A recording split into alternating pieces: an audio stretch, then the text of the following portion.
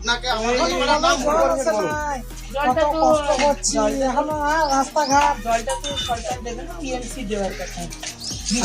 সামনে সরকার যতক্ষণ না কেন আপনারা বলছেন প্রধানমন্ত্রী জলের আছে প্রকল্প করেছেন, ঠিক আছে, তা আজ আপনি এমএলএ থেকে তো আপনি এখান থেকে জিতে গেছেন।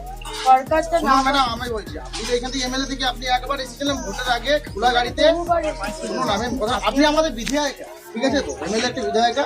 আপনি বলুন 5 বছরের মধ্যে আপনি আমাদের পাড়াতে কি কাজ করেছেন আপনি বলুন। কিন্তু দুটি পাড়া নতুন গাড়িতে আসতেন, একটা হচ্ছে বাউরি পাড়া আর একটা মুচি পাড়া। কোনোদিন জেনেছে এই পাড়ার নাম বলুন তো আপনি কি? নতুন কি পাড়া বলুন? আমি বলছি আপনি তো বিধায়িকা ম্যাডাম, আপনি বলুন আপনার নাম কি? আপনি একটা ভিড় করতে এসেছেন, আপনার কর্তব্য আপনি করছেন পাড়ার নাম তো মুখস্থ করাটা না কেন? আপনি একটা আমাদের বিধায়িকা ম্যাম, আপনি আপনার পাড়ার নাম বলতে হবে কি করে? আপনি পাড়ার নাম বলুন, নাম বলুন আপনি। পঞ্চায়েত মেম্বারের কাজ।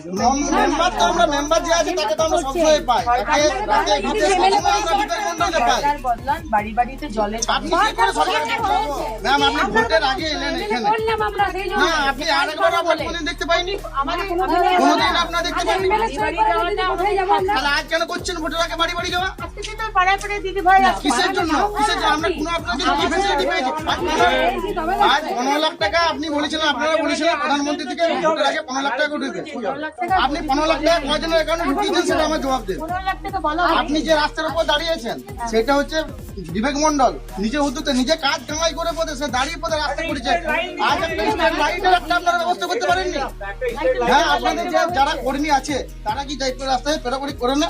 আপনি তো আসেন না, সেটা মানলাম। আপনি কি করে বুঝবেন? আমি আসি না আপনি আসেন না, আমরা কোনোদিনই দেখি না।